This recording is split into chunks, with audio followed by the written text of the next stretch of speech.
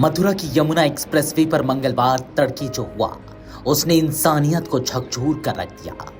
घनी कोहरे की चादर में लिपटी सड़क, एक के बाद एक टकराती बसें, चीख पुकार और फिर आग की लपटें। कुछ ही मिनटों में इस सफर पर निकले लोग जिंदा जल गए। लेकिन त्रासदी यहीं खत्म नहीं हुई। जब आग बुझाने के लिए दमकल की तेज बौछारें पड़ी तो जली हुई बसों के भीतर पड़े शवों के अंग बिखर गए। बाद में उन्हें समेटकर बैगों में रखा गया।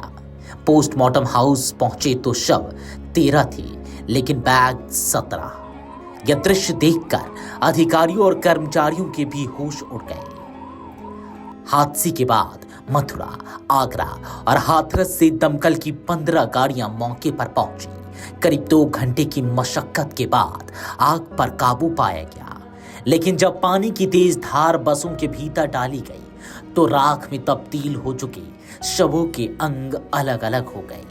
आग बुझने के बाद जब कर्मचारी अंदर पहुंचे तो सीटों, फर्श और खिड़कियों के पास चले हुए मानव अंग बिखरे पड़े थे। आनन फानन में घटनास्थल और वाहनों से अवशेष एकत्र किए गए। यही वजह रही कि पोस्टमार्टम हाउस पर 13 शवों के साथ 17 बैग पहुंचे।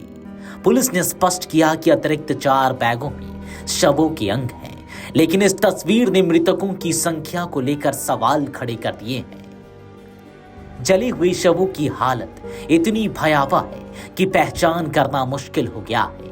अब डीएनए टेस्ट के जरिए शिनाख्त कराई जाएगी। पोस्टमार्टम हाउस के बाहर परिजन अपनों को तलाशते रहे।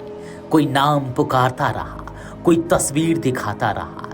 कई परिवारों को अब तक यह भी नहीं पता कि उनका अपना जिंदा है या आग में खो चुका है। बताया जा रहा है कि अवशेषों में 10 सिर, 2 धड़ और 1 पूर्ण शव शामिल है। कुछ यात्रियों के अवशेष बसों की सीटों से चिपके हुए मिले। दरअसल मंगलवार तड़के करीब 3:45 पर बलदेव क्षेत्र में माइलस्टोन 127 के पास घने कोहरे में दृश्यता लगभग शून्य थी। पहले एक बस टकराई, फिर एक एक कर 7 डबल डेकर और 1 रोडवेज बस, साथ ही 3 कारें चपेट में आ गईं। टक्कर के बाद आग लगी और देखते ही देखते 8 बसें धू धू कर चलने लगी। प्रत्यक्षदर्शियों के मुताबिक यात्री शीशे तोड़कर कूदने लगे। कुछ लोग बाहर निकल आए, लेकिन कई अंदर ही फंस गए। आग की लपटें इतनी तेज थी कि बचाव में लगे लोग भी पीछे हटने को मजबूर हो गए। इस हादसे में 13 यात्रियों की मौत की पुष्टि हुई है, जबकि 100 से ज्यादा घायल हैं। घायलों को मथुरा, वृंदावन और आगरा के अस्पतालों में भर्ती कराया गया। मृतकों में रेलवे बोर्ड के सदस्य और भाजपा नेता अखिलेंद्र प्रताप यादव भी शामिल है।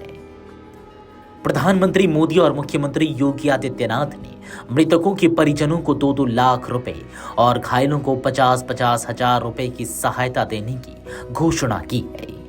राष्ट्रपति द्रौपदी मुर्मू ने भी गहरा शोक व्यक्त किया। मंडलायुक्त शैलेंद्र कुमार सिंह ने बताया कि सीएनजी वाहन की टक्कर से आग भड़की। हादसे की जांच के लिए 5 विभागों की संयुक्त कमेटी बनाई गई है, जिसे 3 दिन में रिपोर्ट देनी है।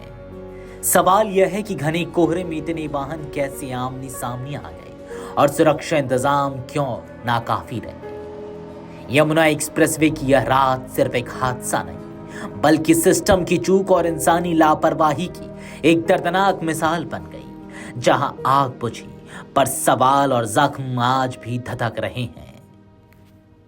Video desk अमरउजाला.com।